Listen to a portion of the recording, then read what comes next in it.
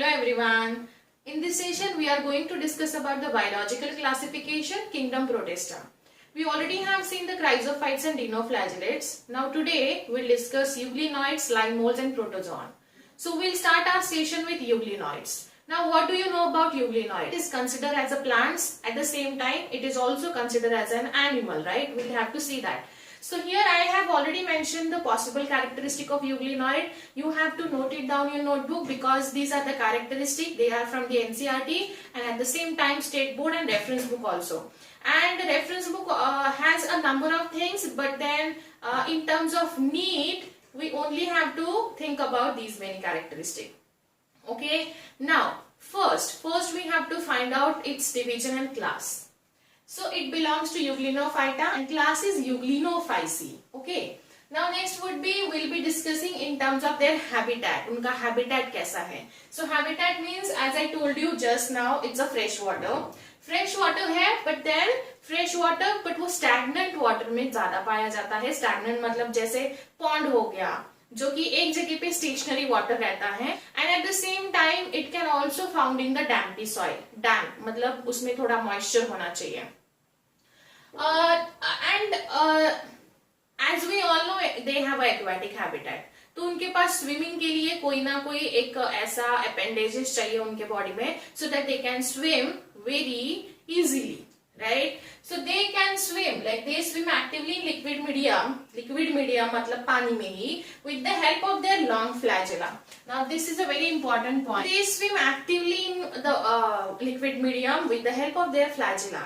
But they have a long flagella, one long and one short, right? So basically long flagella के help से they can swim. ठीक है?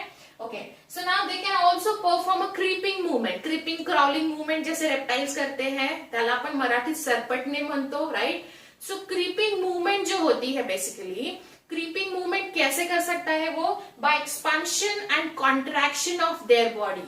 Body को expand करेगा, contract करेगा, आगे जाएगा. बॉडी को एक्सपांड करेगा, कॉन्ट्रैक्ट करेगा, आगे जाएगा. So in that way it will move from one place to another place. ठीक है. So expansion and contraction of their body. ये आपको याद रखना है. And this expansion and contraction, the process or the phenomena is called as metaboly. Metaboly बोला जाता है और it is also called as euglenoid movement. ठीक है. So ये दो चीजें आपकी बुक में थोड़ा सा हाईलाइट करके रखिए जो कि एनसीईआरटी में मेंशन नहीं किया हुआ है. जो कॉन्ट्रैक्शन होता है वो उस प्रोसेस को मेटाबोली और यूग्लेनॉइड मूवमेंट बोला जाता है. Okay. Now here it comes an important point. They are unicellular flagellates. They have only one cell and at the same time they have a flagella, right? Okay. So now you have to understand they don't have a cell wall. उनके पास cell wall नहीं होती है. Instead of cell wall, it has a layer and which is made up of protein, which is called as pellicle. Very important. NCERT में underline करके important mark करके रखिए.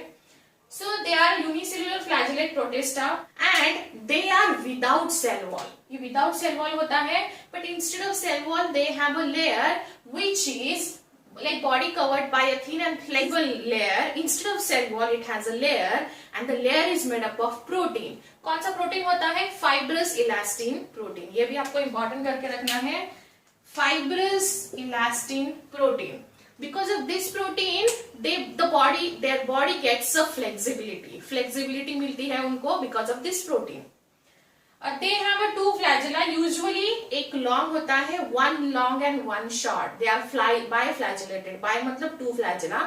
एक long होता है, एक short होता है. And with the help of long flagella, we just now discussed they can swim. Okay. Now, each flagellum arises from the basal granule. Body के अंदर से आता है. अगर आपने ये डायग्राम देखा होगा बुक में. If you have to observe the euglena, then this is the euglena. Now here you can see, देखो flagella बिल्कुल अंदर से आता है. The flagella has arises from the basal granule, मतलब बॉडी के अंदर से आया है, बिल्कुल बेस से आया है. As you can see here, one is long, one is short. So as you can see here, basal granule मतलब अंदर से आता है. ये हम पढ़ने वाले हैं granules and flagella का बिल्कुल डिटेल में स्ट्रक्चर, बट वो हम पढ़ेंगे प्रोकैरियोटिक सेल में, तब आपको वो क्लियर होगा. So basically each flagellum arises from the basal granule and they also bear hair on it. उनके उनपे छोटे छोटे टाइनी हेयर होते हैं and that is why it is called as tinsel type of flagella. ये important करके रखिए, it has a tinsel type of flagella because it has a hair on it.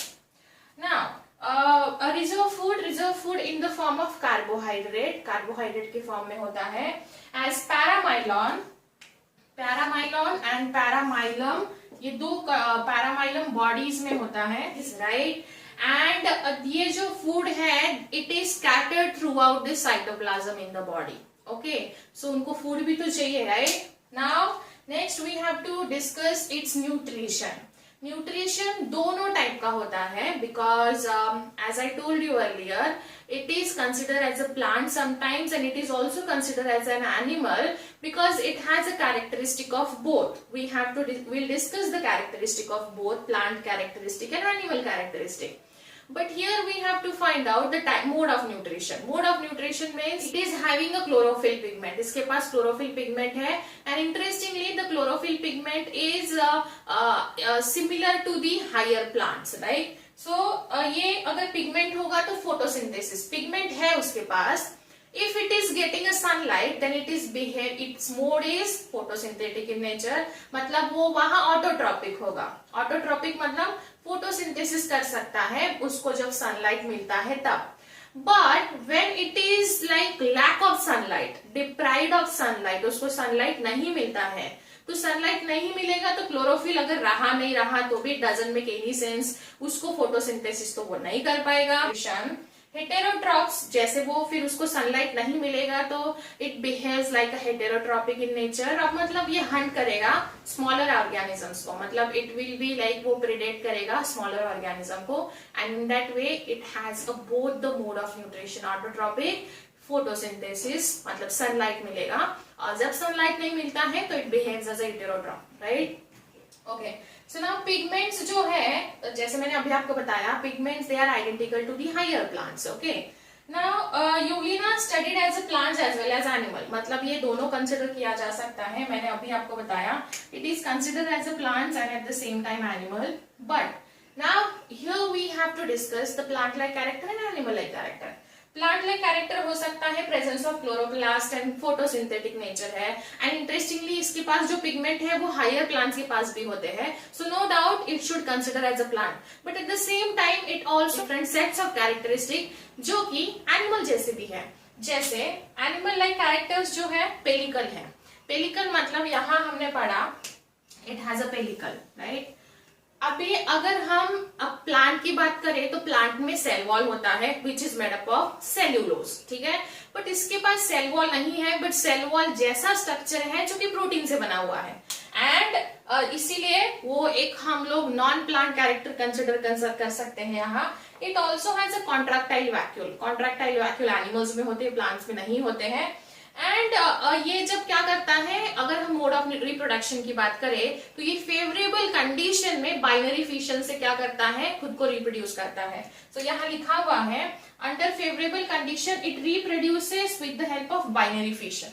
Binary fission हमने basic course में पढ़ा हुआ है, amoeba का multiple fission, binary fission detail में किया है, वहां जाके आप देख सकते हो। सो यस, फेवरेबल कंडीशन में वो बाइनरी फिशन से होता है।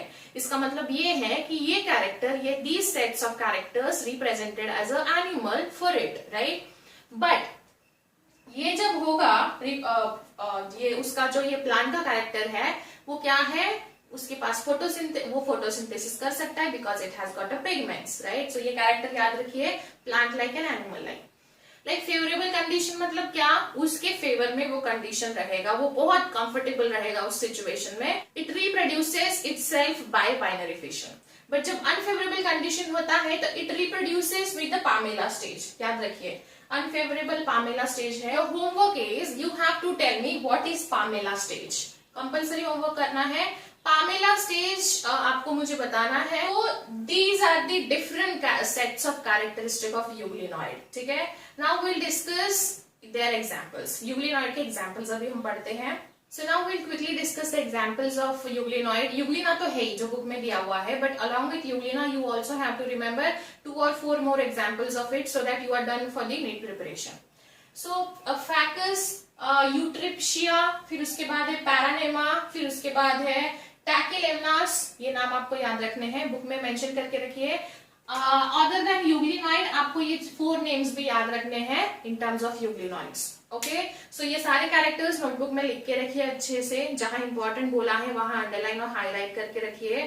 And yes, this is a very important point when it comes to the NEET examination. So yes, if any doubt you can let me know, and see you in next session. Thank you.